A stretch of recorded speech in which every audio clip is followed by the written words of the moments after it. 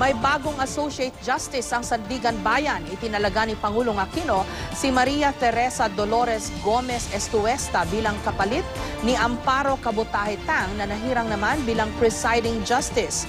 Nagsilbing Presiding Judge si Estuesta sa Manila Regional Trial Court bago ang kanyang appointment. Ipinaliwanag naman ng Malacanang ang pagbabalik nito sa listahan ng mga nominado sa Judicial and Bar Council o JBC. Nang hingi lang daw ng tulong ang palasyo para makapagsagawa ng background check. It's very, very important for us, given the situation right now, given the sensitivity of the current cases that are being filed before the Sandigan Bayan. It's incumbent on the President to make sure that justices who are fully qualified and who have no who have no issues at all should be appointed.